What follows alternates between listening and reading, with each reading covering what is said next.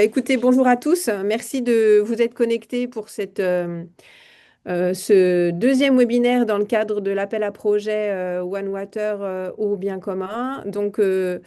Euh, Aujourd'hui, autour de la table, vous nous retrouvez les trois co-directeurs du programme. Moi-même pour le CNRS, Alain Oui, bonjour, Alain Dupuis pour le BRGM. et Thibault. Bonjour à toutes et tous, Thibaut Datry, côté INRAE. Voilà. On a également le plaisir d'accueillir Kevin Passador qui représente l'ANR je te laisse la parole, Kevin.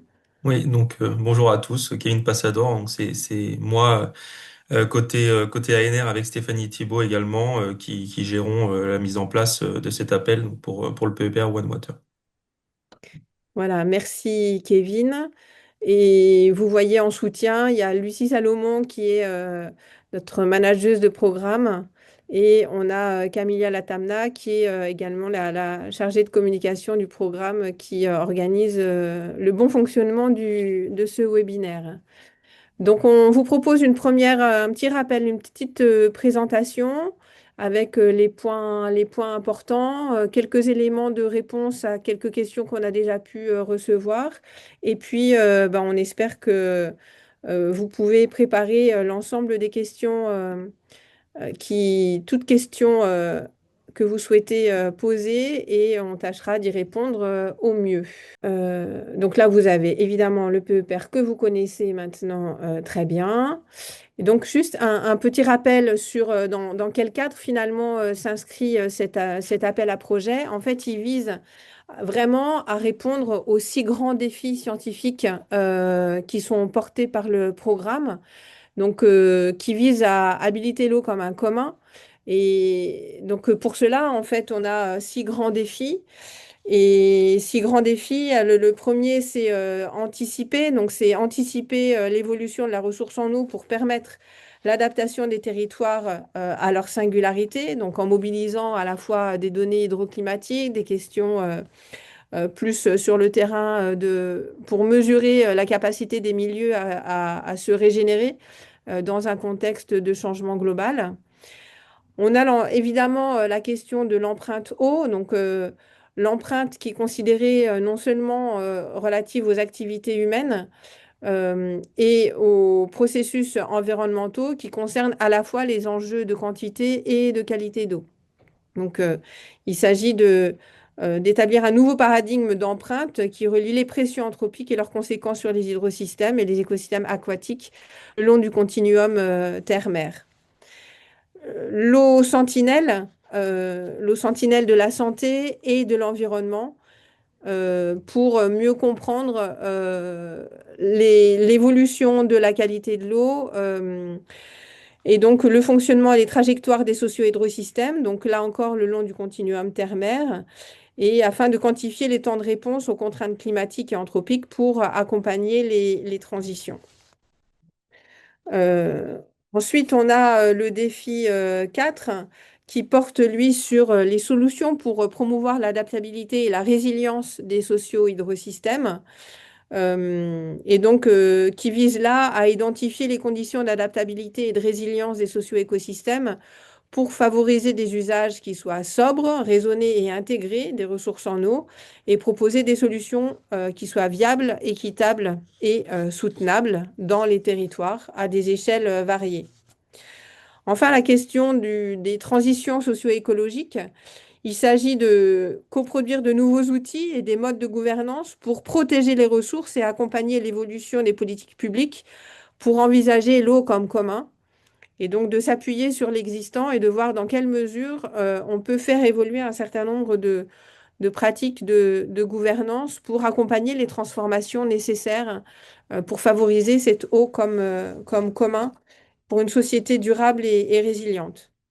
Et enfin, le défi 6 qui porte sur la question des données et qui vise en fait à mettre en place une plateforme numérique intégrative et fédératrice qui permet de collecter l'ensemble des données qui sont produites dans le cadre du programme, donc des projets qui vont être déposés également, et d'identifier la diversité des données disponibles dans différents organismes, institutions, dans la perspective de les rendre le plus disponibles, accessibles pour les mettre au service des gestionnaires, des décideurs, que ça participe à une meilleure connaissance des milieux, des territoires, pour que les décisions et les systèmes de gestion puissent s'appuyer sur des informations et des données scientifiques. Et cela s'inscrit aussi dans une logique de férisation qui est complètement alignée avec les objectifs et les intentions à l'échelle européenne. Donc, vous le voyez, ce programme national de recherche est composé d'un certain nombre de projets. Cet appel va permettre de nourrir un certain nombre de questions qui sont encore à poser, à renseigner et des recherches à mener en complément des différents projets déjà construit dès le départ. Et donc là, c'est ce que vous voyez sur les différents PC à gauche, hein. Donc vous avez l'ensemble des informations en vous connectant sur le site Internet et un certain nombre d'activités et d'actions auxquelles les porteurs des projets et les participants aux différents projets, que ce soit les projets, les PC ou les projets lauréats des différents appels, évidemment, sont complètement impliqués et viennent contribuer et participer aux différentes actions. Donc, après cette présentation assez succincte du programme, où vous retrouvez toutes les informations sur le site Internet, une présentation, un rappel hein, des principaux points relatifs à cet appel spécifique, ce troisième appel pour le programme One Water au bien commun. Agathe, je pense que c'est réglé. Si tu veux, je peux prendre le relais. Vas-y, très bien, parfait. Merci. Ouais, du coup, l'objectif de ce présent appel à projet, après les deux qui ont lieu en 2022 et 2024, est de compléter les recherches conduites dans le programme pour répondre aux multiples enjeux liés à l'eau. Donc, c'est des enjeux qui sont scientifiques, socio-économiques, environnementaux, au cœur de territoire, maintenant et à venir. Identifier des forces de recherche susceptibles de se mobiliser sur des questions scientifiques identifiées autour des 6 défis que vous a présenté Agathe et qui structurent le programme. Proposer de nouvelles questions scientifiques originales. Donc, on ne veut vraiment pas refaire ce qui a été fait déjà depuis 5 ans, mais aller plus loin, traiter des nouveaux objets, des nouvelles questions pour répondre aux objectifs et aux enjeux de One Water au bien commun. On reste dans le cadre du programme, évidemment. Contribuer à la production de connaissances pour alimenter les défis et l'interdéfi en complément des projets ciblés qui existent et des 5 projets qui sont déjà financés par le programme.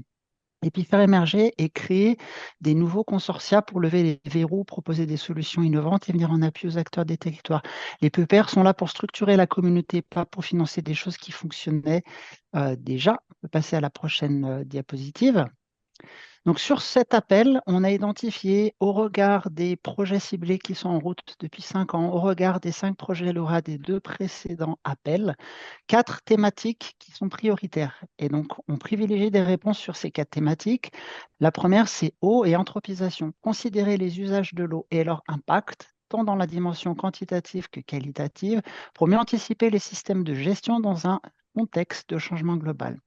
Le deuxième, eau et santé, c'est répondre aux enjeux actuels, mais aussi futurs, de la santé humaine et de l'environnement liés à l'eau dans une approche One Health, une seule santé.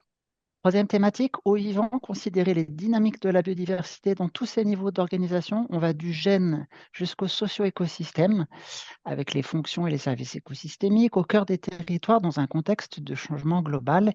Et la quatrième et dernière thématique prioritaire, eau dans les territoires d'outre-mer, enjeux et perspectives des problématiques liées à l'eau dans des territoires singuliers. On peut passer à la dernière slide. Donc, les principales caractéristiques des projets. Ça, c'est extrêmement important. Les consortiums doivent comprendre à minima 3 établissements français d'enseignement supérieur et ou de recherche ou d'organismes nationaux de recherche issus au moins de 2 sites académiques distincts. Là encore, c'est pour structurer et favoriser la création de nouveaux consortiums. On veut qu'il y ait des porteurs d'enjeux, des collectivités, des ONG, des acteurs socio-économiques, etc. Et d'autres partenaires français et internationaux peuvent être associés, sans toutefois pouvoir bénéficier du financement du programme. Ça, peut-être Kevin en reparlera tout à l'heure. C'est pas nous, c'est les règles du PIA 4, c'est les règles des PEPR. On ne peut pas financer des collectivités, des ONG, mais par contre, on encourage leur participation via des effets leviers, des partenariats, etc. Le montant de l'aide demandée par projet doit être compris entre 800 et 1500 kg. C'est pour se démarquer des appels ANR classiques qui ont lieu tous les ans à l'AP ou des gros projets européens. Et enfin, la durée minimale du projet doit être de 3 ans et maximale de 4 ans parce que le programme, même s'il est long et dure 10 ans, il arrivera tout de même à une fin dans 5 ans. Donc, voilà. Et je crois que je vais laisser la parole à Kevin pour la séquence de... Ouais. Merci Thibaut. Donc, on va faire juste un bref rappel donc, de comment est structuré cet appel. Donc, comme vous le savez, il se déroule en deux étapes, hein. Donc, une première étape qui est obligatoire, qui est donc le dépôt des lettres d'intention. Donc, pour rappel, mais c'est important, la date de clôture est fixée au 17 mars 2026 à 11 heures. Donc, d'ici cette date, vous devez déposer vos lettres d'intention directement sur la plateforme en ligne. Et donc toutes les lettres d'intention qui auront été reçues et qui auront été déclarées recevables seront ensuite sélectionnées donc par un comité ad hoc qui sélectionnera les lettres qui sont ensuite autorisées à passer en phase 2. Et donc ce sont ces consortia retenus qui pourront déposer un projet détaillé donc lors de cette deuxième étape. Donc là, on attendra donc des projets complets de 15 pages et ces projets complets seront évalués cette fois-ci par un jury international et indépendant que l'ANR aura mis en place. Et ces projets complets, la date de clôture est elle fixée au 30 juin 2026 à 11 heures. Donc pour aller un peu plus dans le détail de la trame de la lettre d'intention, donc celle-ci fait un maximum de 4 pages, donc pour les sections 1 à 3. Il y a un en-tête dans cette trame, donc celles-ci ne sont pas comptabilisées, donc tous les en-têtes du début de document ne sont pas comptabilisés dans le comptage des 4 pages. Le comptage des 4 pages donc concerne les sections 1 à 3, et donc cette lettre doit être écrite en français. Donc on retrouve en dessous justement les sections 1 à 3 avec les grandes parties qui sont à renseigner dans cette lettre. Donc les objectifs scientifiques et principaux axes de recherche. En deux, les adéquations avec l'appel à projet par rapport aux objectifs et au périmètre du programme One Water au bien commun. Et enfin, la composition du consortium et le montant de la subvention envisagée. Donc pour retrouver bien sûr tout cela, vous pouvez accéder à la page dédiée de l'ANR où sur cette page, vous trouverez la trame pour déposer votre lettre d'intention ainsi que l'accès au site de dépôt. Et donc pour finir pour ma partie, un bref rappel sur les critères de recevabilité car c'est très important. Donc pour que les lettres soient ensuite déclarées recevables, il faut suivre les points suivants. Donc, comme je le disais, la lettre d'intention doit faire un maximum de 4 pages pour les sections 1 à 3 et doit être impérativement rédigée en français. Et on doit suivre le modèle qui est disponible sur le site, donc sans le modifier, donc ni modifier les en-têtes ou les marges ou la police. Il faut conserver le template qui est fourni et être vigilant à ça. Et ensuite, déposer cette lettre au format PDF avant la clôture sur le site de dépôt dédié. Donc, l'établissement coordinateur doit être un établissement français d'enseignement supérieur et ou de recherche ou un organisme national de recherche, comme ça a été dit précédemment. Une même personne ne peut déposer qu'une seule lettre d'intention en étape 1 en tant que responsable. Et si elle est retenue, il ne peut coordonner qu'un seul projet en phase 2. Toutefois, il est possible de participer à plusieurs projets en tant que responsable scientifique d'un partenaire d'un projet complet. Une personne qui est déjà responsable d'un projet financé par le PEPR ne peut pas être responsable d'un projet pour ce troisième AP. Et enfin, les membres du comité ad hoc qui présélectionnent les lettres d'intention reçues en phase 1 ne peuvent pas répondre à l'appel, bien entendu. Voilà, et je laisse la main à la suite au directeur de programme. Merci Kevin. Donc après les évaluations, enfin, la recevabilité des lettres, on va vous présenter les critères d'évaluation de ces lettres d'intention. Le premier des critères, ben, vous vous en doutez, c'est la pertinence et la qualité et l'originalité de la proposition en termes scientifiques. Ensuite, nous avons une adéquation, bien entendu, de la proposition par rapport aux thématiques prioritaires qui vous ont été présentées précédemment, ainsi qu'au thème de One Water. On regardera également la qualité, l'ouverture et la complémentarité du consortium et voir les équilibres qu'il y a entre eux au sein de ce consortium. Bien entendu, l'adéquation des projets de recherche, des terrains, des infrastructures ou des sites expérimentaux en regard des questions scientifiques qui seront proposées dans les réponses seront bien entendu regardées. Le choix également des terrains sur lesquels s'appuient les dispositifs d'observation qui ont été déjà identifiés par le programme seront également un critère d'évaluation. Et on rappelle que notre programme n'a pas pour vocation de créer de nouveaux observatoires. Donc ça, il faut bien le comprendre comme ça. Bien entendu, la place de la formation par la recherche et pour la recherche avec des doctorants ou des postdoctorants est un critère d'évaluation important de ces lettres d'intention. Et également, vous l'avez compris, l'implication des porteurs d'enjeux éventuels qui seront associés à la lettre d'intention et au sujet proposé. En termes de calendrier, vous avez ici la frise de l'appel avec le lancement et le lancement donc fin 2025 et les premiers webinaires de présentation du 20 janvier. Nous sommes aujourd'hui le 12 février, donc c'est le deuxième item que l'on voit avec les questions-réponses qu'on va aborder tout de suite dès qu'on aura fini notre présentation. Je vous rappelle que la date limite de dépôt des lettres d'intention, donc de l'étape 1, est au 17 mars. Et vous pouvez, alors je ne vais pas relister, mais la phase 1, les résultats sont attendus pour début avril 2026. Ensuite, 30 juin pour la limite des dépôts complets. Et on espère un retour au premier trimestre 2027 pour un démarrage en tout début 2027 pour les lauréats. Vous retrouvez toutes ces informations sur le QR code et le site que vous avez. Présenté différemment. Le calendrier de l'appel, ce qu'il faut retenir. Deux étapes, et nous en sommes à la lettre d'intention pour l'instant. 17 mars 2026, 11 heures. Sur le site de l'ANR, vous retrouvez les liens et les QR codes pour pouvoir répondre à ce dépôt de lettres. Et ensuite, l'étape 2, mais ultérieurement, vous l'avez compris, 30 juin 2026 à 11 heures, toujours sur le site de l'ANR. Cette fois-ci, dossier complet, 15 pages en anglais, comme l'a dit, rappelé Kevin tout à l'heure. Merci beaucoup, Alain. Donc, on espère déjà là avoir clarifié peut-être un certain nombre de choses si ça ne l'était pas déjà. On vous invite à écrire vos questions. Vous devez avoir la possibilité de poser des questions par écrit. Vous n'avez pas accès au micro.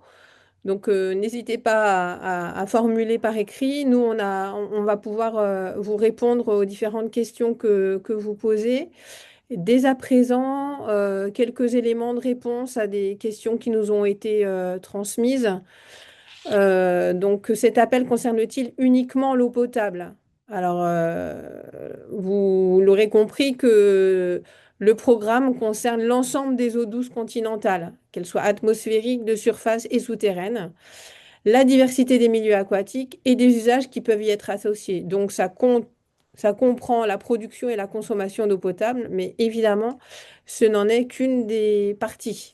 Donc l'eau est considérée sur l'ensemble du continuum terre-mer et à ses interfaces. Si le programme s'appelle One Water, c'est pour montrer que l'eau est considérée sous tous ses aspects, dans toutes ses dimensions. C'est une eau et donc c'est dans ce cadre-là qu'on attend la façon de se représenter et d'appréhender l'eau douce dans le cadre de cet appel.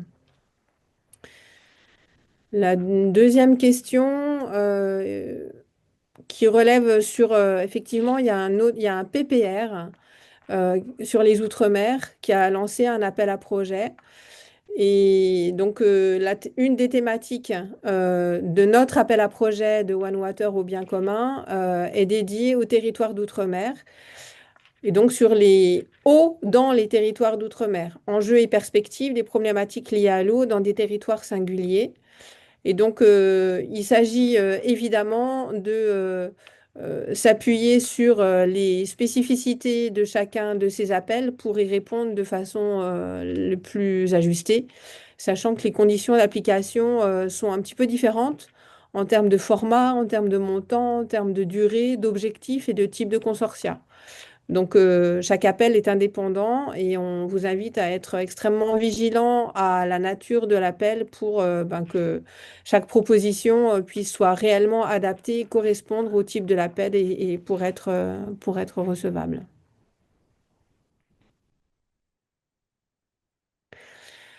Un projet de sciences humaines et sociales en lien avec des acteurs locaux entre-t-il dans le cadre de la API? Alors, là, on vous rappelle, hein, cet appel à projet vise à financer une recherche vraiment innovante et structurante pour produire des connaissances qui permettent de répondre aux enjeux portés par OneWater. Donc, ça concerne évidemment les sciences humaines, mais pas que les sciences humaines, à lever des verrous scientifiques et technologiques, donc portés par une diversité de disciplines pour répondre à la complexité de chacun des enjeux.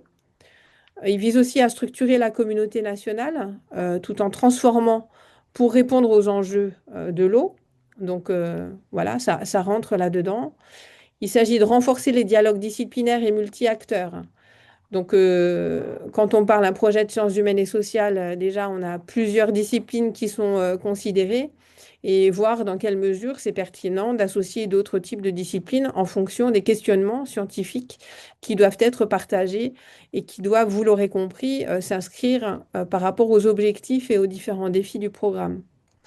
Et donc proposer des solutions transformantes, concrètes et co-construites, donc qui soient originales et qui soient complémentaires à ce qui a déjà été engagé dans le cadre du programme. Et là encore, il ne s'agit pas de reproduire ou de prolonger un nouveau programme déjà bien construit, bien existant, etc. Et on est sur les enjeux qui sont liés à l'eau en France hexagonale et ultramarine.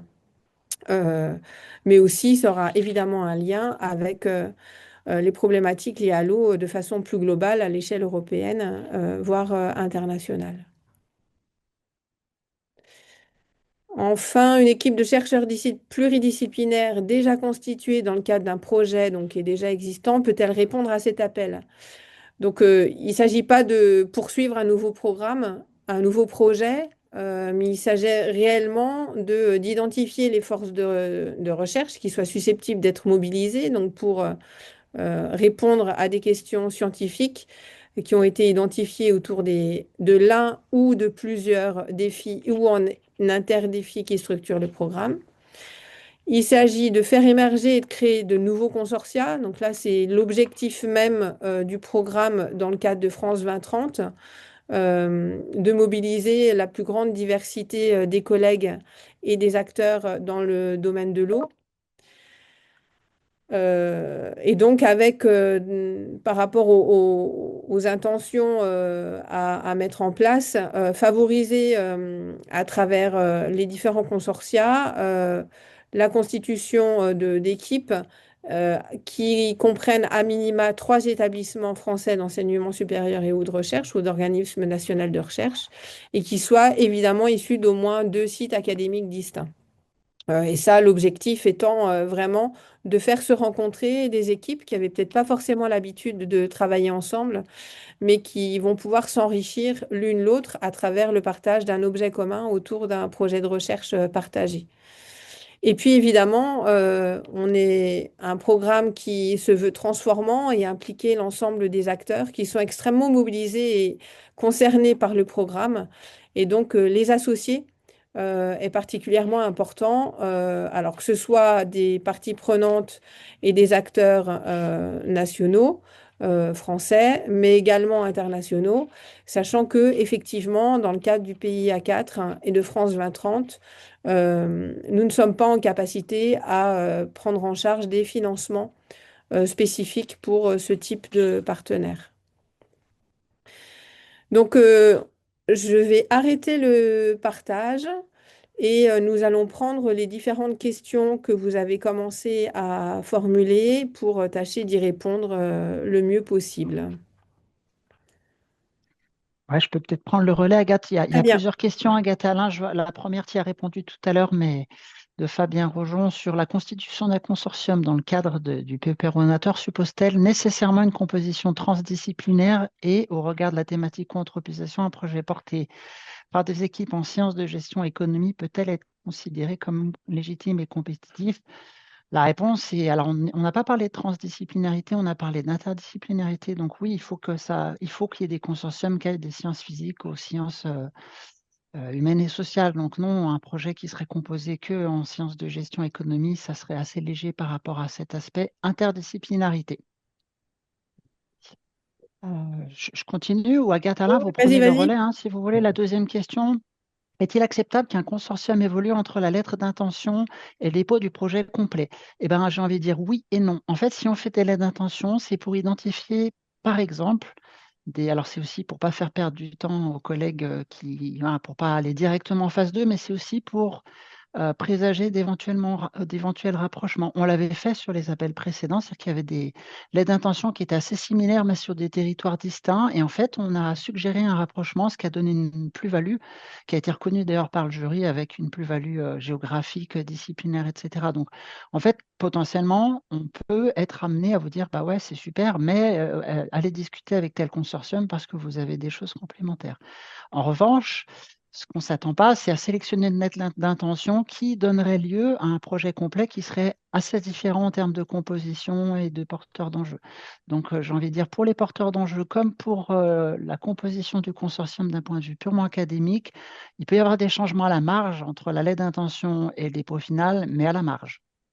En espérant que ça réponde à la question. Je pense que la question suivante, c'est peut-être Kevin pourra donner un avis ANR, puisque là, il s'agit de l'évolution entre des porteurs d'enjeux, entre les lettres d'intention et le dossier final. Oui, alors là, effectivement, il y a pas de souci à ce qu'il y ait des évolutions. Ça revient aussi un petit peu à ce qui a été dit précédemment. Donc voilà, comme Thibault le disait, il peut avoir des modifications qui sont opérées entre la phase de lettres et le projet, bien entendu, en fonction effectivement des retours que vous, côté directeur de programme, allez faire à certaines lettres en première phase. Donc en soi, il peut avoir des évolutions. Après, c'est vraiment, j'ai envie de dire presque au cas par cas, et ça peut être effectivement peut-être plus à la marge aussi sur des cas où il y a une évolution entre les deux phases.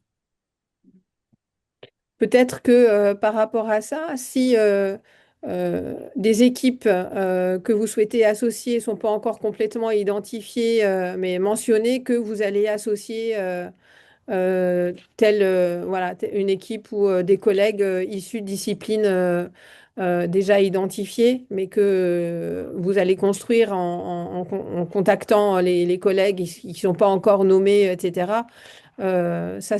Pour moi, ça paraît tout à fait recevable si derrière, vous respectez cette intention. Voilà. Donc, évidemment, si les consortiums ne sont pas complètement constitués, mais que vous allez les compléter, il faut le mentionner. Et là, ce sera, mais autant que possible, avoir des consortiums déjà bien identifiés peut faciliter les choses malgré tout, même s'il faut les compléter à la marge. Il y a une question pour toi, Agathe. Je la lis. Je ne suis pas sûre de bien comprendre cette demande de ne pas créer de nouveaux observatoires, d'autant que je ne trouve pas la liste des observatoires identifiés. Est-il possible de proposer des terrains sans créer un observatoire grâce à des contacts préétablis?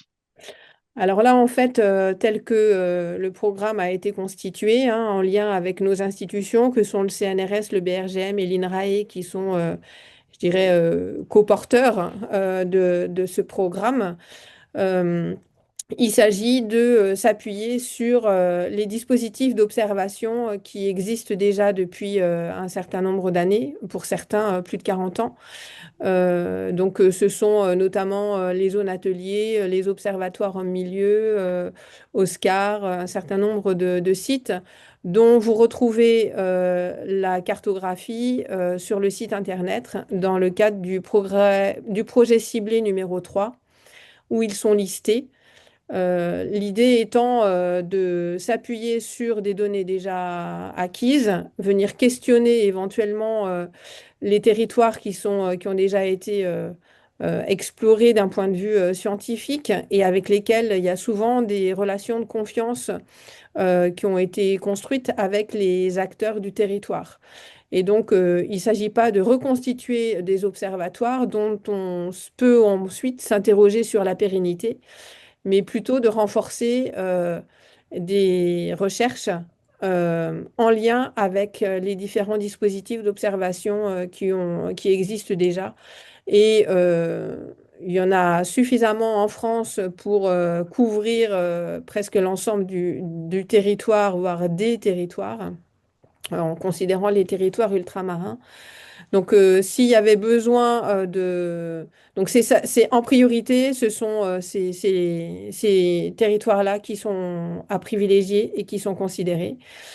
Si vraiment, par rapport aux questions de recherche qui sont posées, il peut y avoir d'autres territoires et d'autres terrains, bah, à ce moment-là, il faut le présenter et le justifier. Mais il y a vraiment une priorisation sur les territoires déjà existants. Après, il y a une question, j'y réponds parce qu'elle est facile. Comme ça vous laisse le temps de voir les autres. Est-ce qu'il y aura une phase d'audition pour l'évaluation en phase 2? Non. On sait qu'il y a d'autres PEPR qui le font, mais nous, non. C'est-à-dire, c'est le jury qui va travailler avec les projets qui seront déposés. Ils vont sélectionner un certain nombre et vous serez amené éventuellement à les présenter des précisions à l'oral. Mais un, c'est pas obligatoire et deux, c'est pas nous qui la conduisons. Ça sera opéré complètement par l'ANR. Kevin, je te laisse confirmer cette. Oui, oui, oui, tout à fait, hein. Donc, les auditions concernent effectivement la phase 2, pas la phase 1. Voilà. Et dans la phase 2, effectivement, lorsque le jury évalue les projets complets, dans ce cas-là, nous mettons en place des auditions. Alors après, c'est pas systématique, donc c'est une possibilité. Donc voilà, voilà, les personnes qui seront auditionnées seront prévenues voilà, longtemps, assez de temps à l'avance pour qu'elles puissent se préparer. Mais effectivement, il y aura des auditions pour certains projets complets en phase 2. Je lis la prochaine question, puis Alain Agathe, si vous voulez y répondre. Mhm. Je prépare une lettre d'intention, c'est Yves Tremblay. Je prépare une lettre d'intention pour travailler sur les impacts du changement climatique sur les risques d'inondation dans les territoires d'outre-mer en utilisant des modèles de climat haute résolution développés dans le PER Trax. Comment afficher cette complémentarité entre les deux PEPR? Ben, moi, je pense qu'il suffit de le mentionner et montrer en quoi c'est complémentaire avec ce qui est fait avec le PEPR dans le cas du PEPR Trax. Il y a réellement des volontés de faire des liens entre les différents PEPR et il y a réellement des complémentarités. Donc, expliciter dans quelle mesure c'est en complément et ça vient nourrir le PEPR One Water à travers les différents enjeux et les défis qui sont portés, bah, il suffit de l'expliciter. Mais là encore, il ne faut pas qu'on soit, s'il y a déjà un projet qui est élaboré dans le cadre du PEPR Trax, il ne s'agit pas d'en faire une continuité ou quoi que ce soit, mais en tout cas de construire quelque chose qui soit original et qui réponde pleinement aux objectifs et aux intentions du programme One Water au bien commun. Prochaine question, je la lis, hein, puis vous choisissez si vous voulez répondre à Alain Agathe. Euh, Projet très original et structurant. Bon, la question en gros, c'est on a déjà des sites pilotes. Faut-il forcément une zone qui soit déjà une zone atelier ou équivalent? Et dans ce cas, pourrions-nous être mis en contact? En fait, je pense que tu y as déjà répondu tout à l'heure, Agathe, en parlant des observatoires. Donc voilà, je pense que la réponse, elle était assez claire. Euh, Et dans tu le cadre des veux... mises en contact, vous avez accès sur le site de OneWater sur les noms et du coup, la dimension régionale, vous pouvez la retrouver. Et chacun de ces sites a des liens vers les porteurs des zones ateliers ou autres sites. Donc, on vous laisse prendre contact avec eux. C'est facile à identifier. Est-ce que la composition du comité ad hoc sera publique? Eh bien, en fait, elle l'est déjà. Alors, je pense que Kevin, Non, je ne crois pas qu'elle soit elle n'a pas été ajoutée? Non, je crois pas qu'elle soit. De toute façon, elle est composée. Enfin, ce qui est complètement public, c'est qu'elle est. Bah, Kevin, je te laisse répondre, hein. Alors, le comité ad hoc, moi, j'ai pas Ouais, alors d'informations c'est ce qui est là-dessus. écrit dans dans l'appel. Elle est composée des trois co-directeurs que vous voyez là, des représentants de l'ANR. On aura le président du jury qui va être du jury international qui a été constitué par l'ANR. Et ça, c'était déjà quelque chose qu'on avait lors du précédent, ce qui permet réellement d'avoir une bonne connaissance du programme et des intentions de cet appel pour que, à travers leur évaluation scientifique, le membre du jury aille au-delà de la dimension scientifique en disant, bah oui, ça rentre pleinement dans les intentions du programme. Donc, il a une vraie connaissance des intentions du programme, ce qui, du coup, facilite l'adéquation et l'évaluation. Et il y aura quelques membres du CODEFI qui sont déjà impliqués dans le portage de projets ciblés qui feront partie de ce comité ad hoc. En fait, là où je me suis trompée, c'est qu'on l'avait mis la dernière fois. Je ne comprends pas Oui, pourquoi là, c'est pas public, parce qu'on a rempli, on verra avec Kevin comment faire, mais faut que ça soit public, évidemment. Tu as dit les noms, Lagat, on avait rempli un petit document avec tous ces oui, mais noms-là. là, C'est ça peut-être n'a pas en pas ligne. été, ça n'a D'accord, pas été d'accord. mentionné. Ça a été mentionné, mais on pourra peut-être le rattraper assez facilement.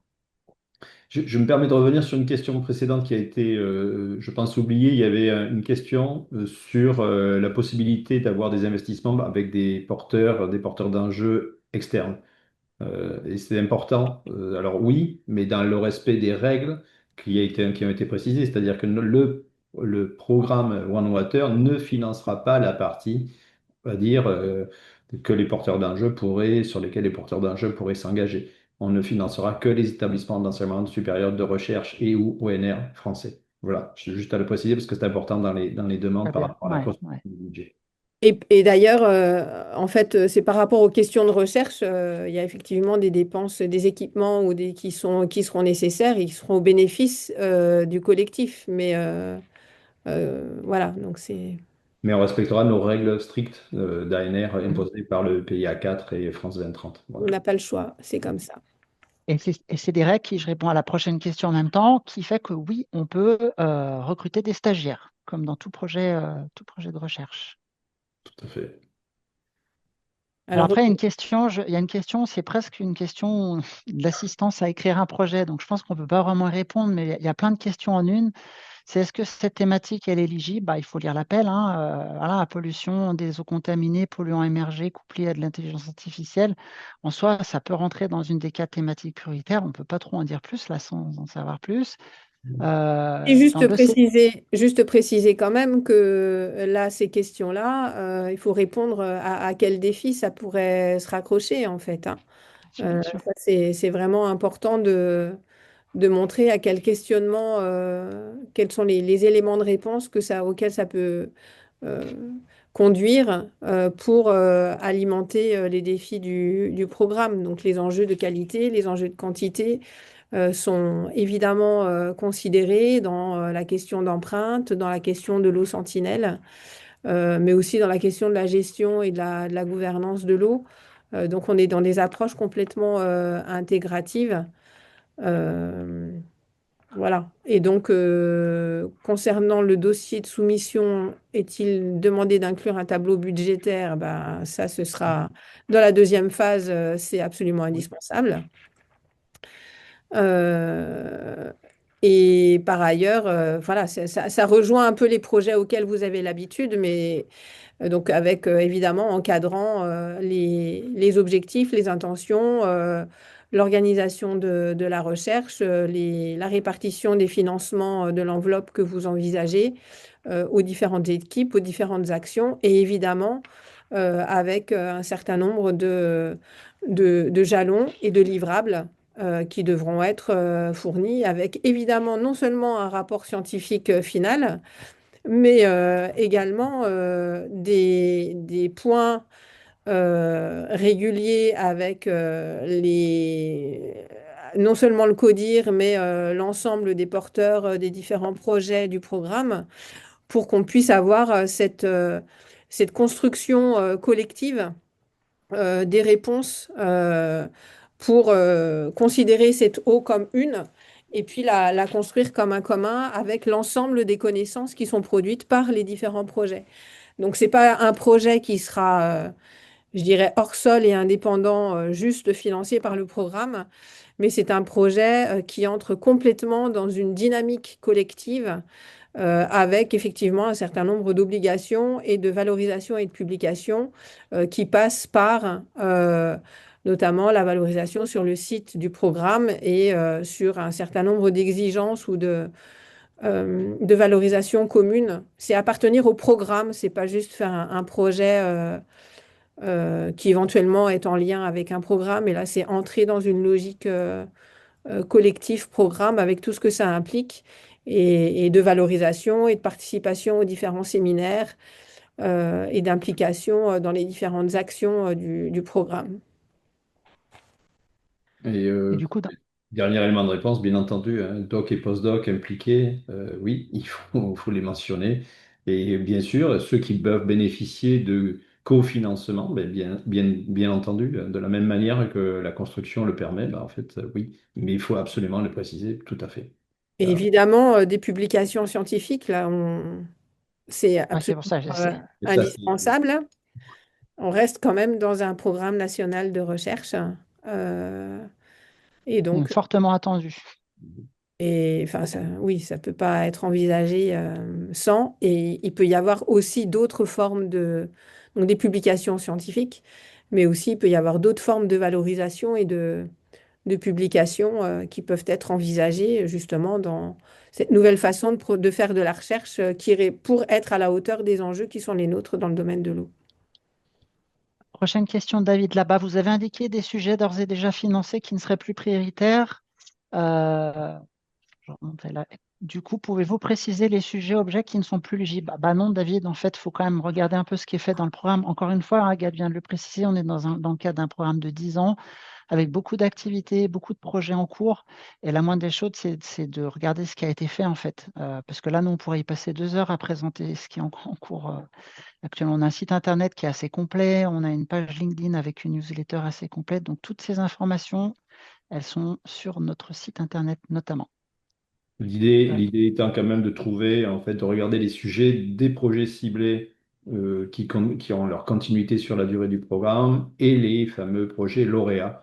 L'idée est de vraiment compléter par quelque chose de nouveau ce qui est déjà fait. Voilà. Et ne pas envisager des continuités. Après, il y a une question qui n'est pas liée à ça de Karl Matthias Van Zen. Un soutien pour une formation est-il possible? Bah, pas du tout, puisqu'on n'est pas dans ce contexte-là. Et indépendant de ces questions, on parle de labelliser une formation. Je pense que c'est hors sujet et on en a déjà parlé dans le cadre de One Water. Et on va passer à la question suivante. Juste Quel pour con- préciser qu'il y aura des labellisations par le programme One Water, mais c'est pas du tout dans le registre de cet appel, hein. Voilà.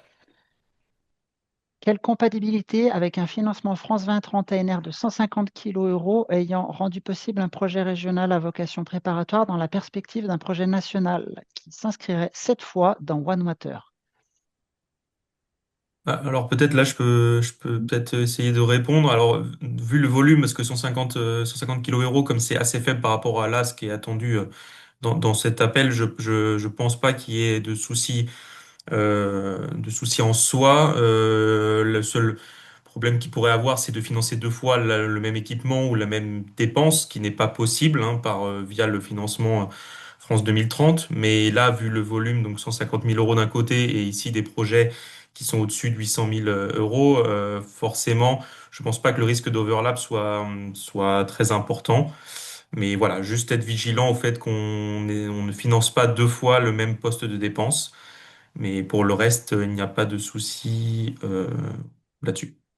Et pour compléter, je pense que ce type de financement de pré-projet est une façon en fait de préparer des projets justement pour aller ensuite émarger à d'autres appels et que ça fait effet levier. Donc, autant bénéficier justement de ces financements parfois moindres. Parfois, c'est déjà, c'est pas beaucoup, mais c'est déjà pas mal parfois pour commencer à constituer un consortium et la montée en puissance sur des questionnements, mais évidemment sans refaire ce qui a déjà été fait et puis en profitant pour être dans une logique de rupture, de quelque chose d'original, pour ne pas financer encore une fois des choses qui peuvent être financées par ailleurs de façon classique dans des appels classiques. Ça, c'est un point qui est aussi très important. C'est-à-dire que le programme n'a pas vocation à se substituer aux appels de l'ANR. Le programme vise réellement à financer des projets qui sont originaux, qui permettent de prendre des risques et qui peuvent être un peu marginaux par rapport à des appels classiques, compte tenu de leur structuration, des propositions d'action, etc.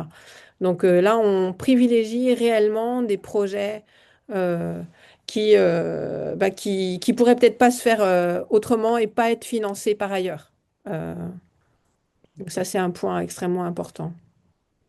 Il y a deux questions sur le budget. La première, c'est est-ce que c'est toléré des petites variations de budget entre les enfin entre les deux étapes? C'est un peu la même réponse que tout à l'heure. Bah, bien sûr, s'il y a des petits changements à la marge, si on demande à des consortiums à des consortia de se regrouper, il peut y en avoir. Après, l'idée, c'est que si vous déposez une lettre d'intention, que vous ne soyez pas complètement à côté en termes de budget sur la deuxième étape, en fait, parce qu'il y a des questions d'éligibilité, etc.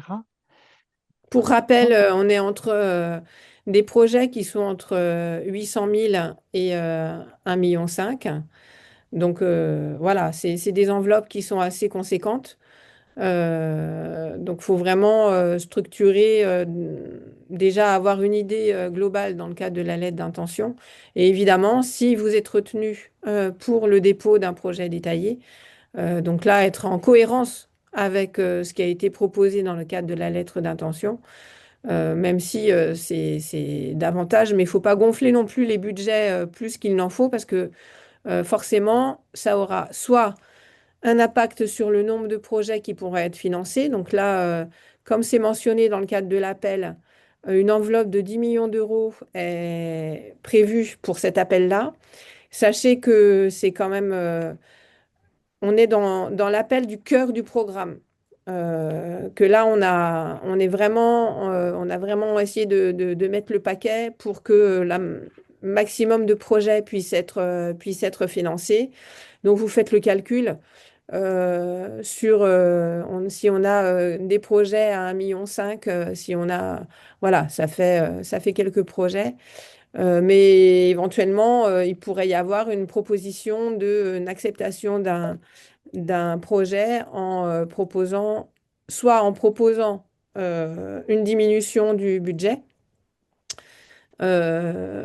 Et donc ça, c'est aussi le jury international qui évaluera la pertinence de la proposition et en lien avec le budget demandé.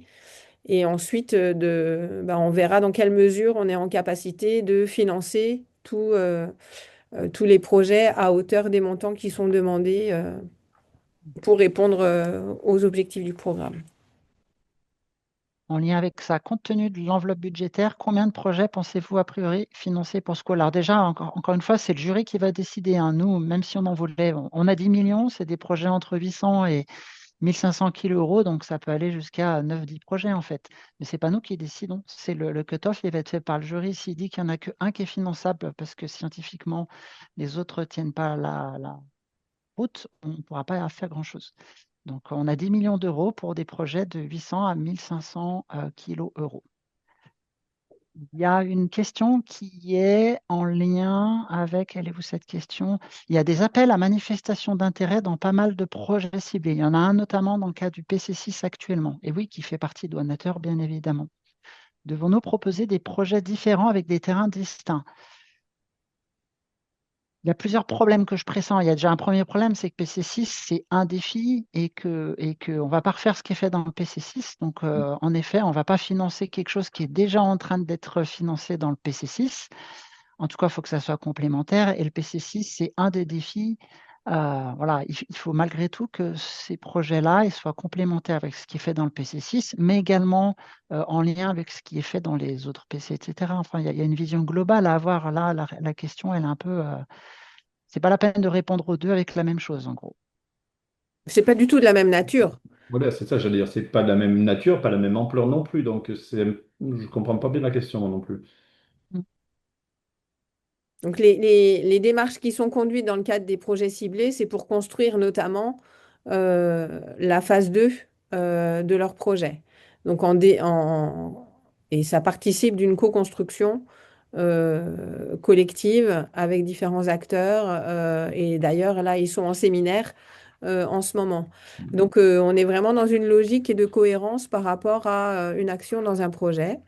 Là, il s'agit donc dans un projet déjà identifié et pour voir dans quelle mesure de nouvelles actions peuvent être financées dans le cadre de ce projet ciblé par rapport à ces objectifs qui sont déjà bien identifiés et que vous pourrez trouver dans le cadre sur le site web.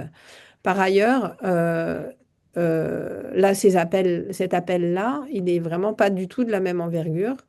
Alors, il peut être en connexion, mais il faut qu'il montre ce qu'il apporte en complémentarité des différentes actions qui sont conduites et déployées.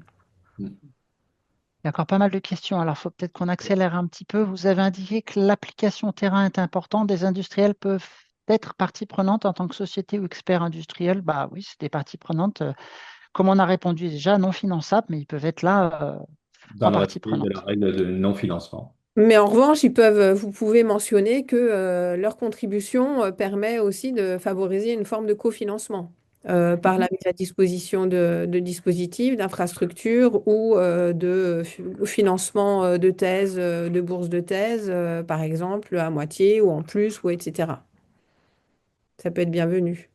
Un des objectifs étant de favoriser des nouveaux consortia, cela veut-il dire que des consortia avec des équipes qui travaillent déjà ensemble seront défavorisés lors de l'évaluation?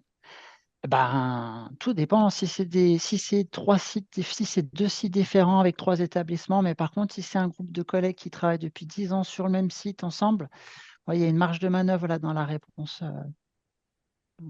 Évidemment, s'appuyer sur des gens avec lesquels on travaille déjà, c'est important, mais l'objectif n'est pas de reproduire la énième configuration et de s'ouvrir.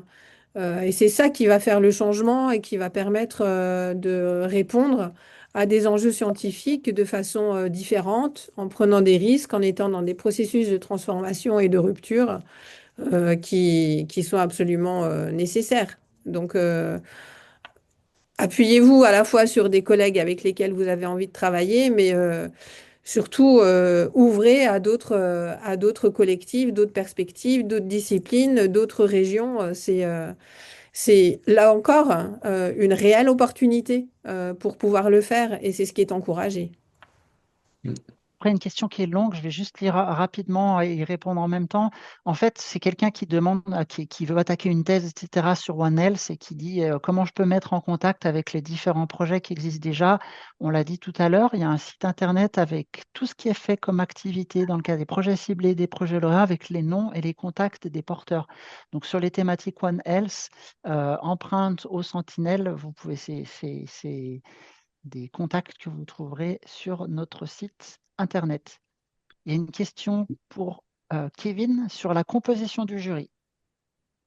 Oui, alors donc ça, donc en fait la composition du jury elle ne sera rendue publique bien évidemment qu'à la toute fin du processus de sélection lorsque les résultats auront été rendus publics.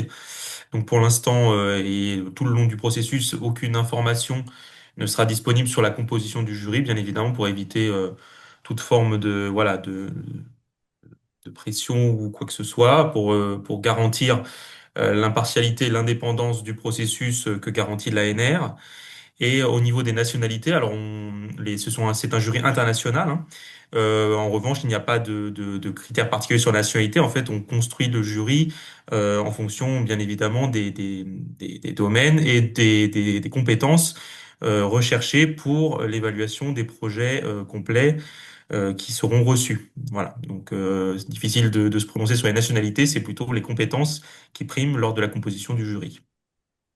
Mais vous pouvez faire confiance à l'ANR pour faire les choses je dirais le mieux possible pour que les projets soient évalués. Et jusqu'à présent, on a été extrêmement satisfait de la façon dont les choses se sont passées.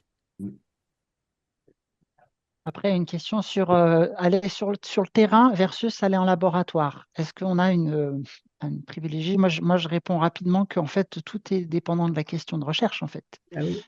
On ne va pas favoriser plus le labo ou plus le terrain. Tout dépend de l'approche des disciplines impliquées. Donc, Et des enjeux auxquels ça vient répondre, hein. Mais il n'y a pas de...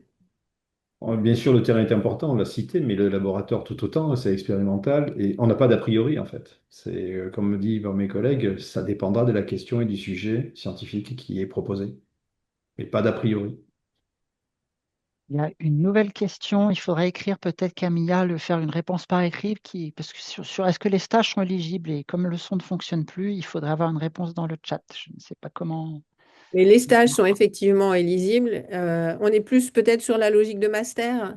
Oui. Au niveau master, doc et post-doc, ça c'est... Voilà. Mais former les jeunes est pour nous important, mais on est plus dans le cadre de la formation par la recherche. Donc, intégrer cette dimension-là est intéressante. À quelle hauteur hors de grandeur s'élève le nombre de candidatures des appels précédents? Eh bien, tout dépend si c'est les lettres d'intention ou si c'est les phases 2. Les lettres d'intention, on était entre 20 et 40. Maintenant, on 20 a aux eu plus, dernières. on a eu une soixantaine. La première fois, le premier Sur le appel. premier appel, on a eu Ouais. 60 lettres d'intention. Sur le Wolf Free Lab, on en a on a eu une On vingtaine, en a eu moins, mais parce que 15. l'objet et le format étaient très particuliers. Donc, Et nous, Voilà, c'est la fourchette. voilà. mais là, ce qu'on vraiment, on espère vivement qu'il y aura un grand nombre de lettres d'intention et l'idée d'avoir ces deux étapes, c'est pas de faire une présélection radicale, mais c'est pour s'assurer finalement que les propositions rentrent réellement dans le scope et les enjeux du programme pour éviter aux équipes qui seraient retenues en lettres d'intention de faire un travail énorme pour déposer un projet plus détaillé et qui, de fait, ne rentre pas dans les clous des objectifs et des intentions du programme. Donc, on est plus dans cette logique-là. Vous avez vu qu'il y a quand même une somme d'argent extrêmement importante. Les autres fois, il y avait également une somme d'argent importante qui n'a jamais été atteinte. Il y a vraiment moyen de faire des propositions et que des projets soient financés. Donc, on vous encourage vivement à constituer des projets solides pour faire de jolies réponses. Forme de la lettre d'intention. Est-ce que la biblio est comptée dans les 4 pages? Alors, il n'y a pas de bibliographie demandée dans la trame de la lettre d'intention. Alors, si vous voulez mettre des références bibliographiques, vous pouvez, mais forcément, plus vous en mettez, plus ça va réduire la place que vous avez pour le contenu scientifique. Donc, voilà, juste être vigilant à ça. En soi, ce n'est pas un critère d'exclusion. S'il y a des références bibliographiques, les lettres sont tout à fait recevables. Mais par contre, le critère, comme on l'a bien rappelé lors de ce webinaire, c'est les 4 pages, donc de la section 1 à la section 3. Donc ces 3 sections ne doivent pas dépasser 4 pages. Donc c'est ce critère auquel vous devez être vigilant. Et s'il y a quelques références bibliographiques, il n'y a pas de souci, mais attention à la quantité, donc aux 4 pages, et à ne pas modifier surtout la trame fournie sur le site pour essayer de gagner de la place en réduisant la police, par exemple, ou en enlevant les marges, ce genre de choses, puisque l'ANR est très vigilant à ça pour, euh, pour veiller à l'égalité de traitement entre toutes les lettres, puisque forcément, si une lettre modifie le template pour essayer d'avoir beaucoup plus d'espace pour décrire un peu plus sa proposition, forcément ça crée un gros déséquilibre de traitement. Donc on va veiller à ce que le template soit bien respecté. Donc attention à ce critère. Merci Kevin. Il y a 2 questions auxquelles on a déjà répondu. On va répéter. Est-ce que les 4 sites pilotes hydrologie régénérative déjà bien avancés via un financement Agence de l'eau sont OK pour le présent appel? En fait, on a dit qu'on ne voulait pas financer des choses qui étaient déjà financées par ailleurs et déjà en cours. Et puis la deuxième question, un Attends, organisme attends, privé. juste pour compléter.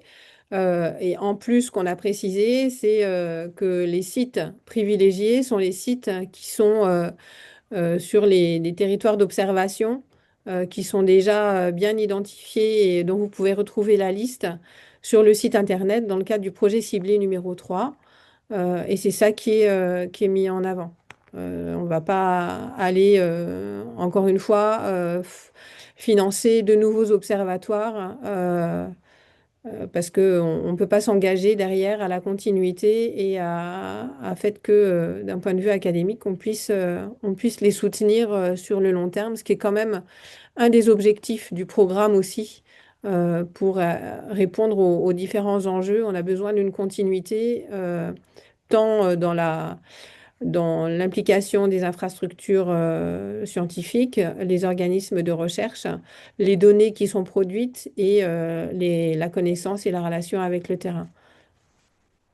Et puis, ce que je voulais dire aussi, c'est que si c'est déjà des choses qui sont financées en cours, en fait, il n'y a pas de plus-value à reproposer un projet. On ne financera pas la continuité d'actions en cours. On veut des recherches innovantes, nouvelles, pluridisciplinaires, etc. Il y a aussi cet aspect, en plus de l'aspect terrain, qu'on ne veut pas de nouvel observatoire. Et est-ce qu'un organisme privé peut répondre? On l'a dit tout à l'heure, peut-être vous étiez absent. C'est en fait, c'est dans les critères de l'appel, c'est uniquement destiné, le financement éligible est uniquement euh, pour les EPST et les ONR, donc les établissements publics d'enseignement et ou de recherche et les organismes nationaux de recherche.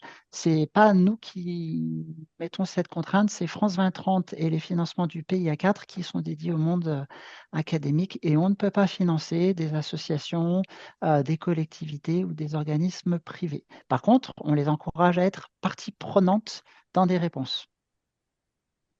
Exactement.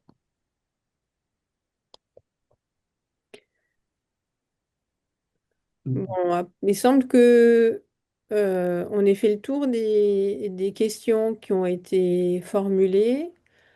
On espère avoir répondu suffisamment. On laisse encore un petit peu de temps pour ceux qui auraient encore peut-être de dernières questions. Et pendant ce temps, on va vous remettre euh, Les derniers éléments. les éléments pour rappel donc, de la lettre d'intention. Donc, cette lettre d'intention, hein, vous avez bien compris les différents critères. Il y a le template. Donc, il faut remplir vraiment dans le template tel que... euh, voilà, c'est une dimension importante. Sinon, ça risque de ne pas être éligible, ce qui serait dommage. Et puis, donc c'est une phase obligatoire et ça donnera lieu pour les lettres d'intention qui sont sélectionnées à la possibilité de proposer un projet détaillé donc, qui sera à remettre pour le 30 juin à 11 heures sur le site de l'ANR. Et là, vous aurez évidemment, vous avez toutes les informations sur le site de l'ANR que vous pouvez retrouver là, les liens directs via les QR codes vers à la fois le template de la lettre d'intention, donc le premier QR code. Vous retrouvez l'appel à projet, donc qu'on a particulièrement pris soin d'écrire avec toutes les informations. Euh, Ce à quoi on vous a répondu, c'est déjà tout est dans le document. Donc vraiment, on vous invite à regarder de façon très détaillée ce document dans lequel vous trouverez théoriquement toutes les informations. Et puis sur le site du programme, dont vous avez le QR code là en bas. Vous allez retrouver non seulement ce webinaire qui a été enregistré, donc avec des réponses à différentes questions, et également vous allez retrouver le replay du webinaire de la première phase, qui a permis aussi de présenter les intentions du programme, de détailler un petit peu les objectifs et les actions développées dans le cadre des projets ciblés en complément de ce que vous pouvez trouver sur le site internet du programme.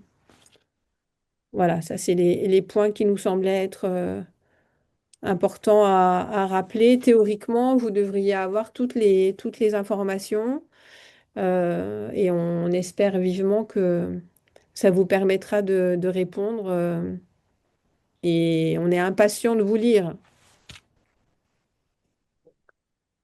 Voilà. Est-ce qu'il y a des dernières questions? Je crois que j'ai vu une question passer sur les auditions. Les auditions se feront par le jury international si c'est le choix du jury d'auditionner différents types de projets. Mais ça, Kevin y a répondu tout à l'heure.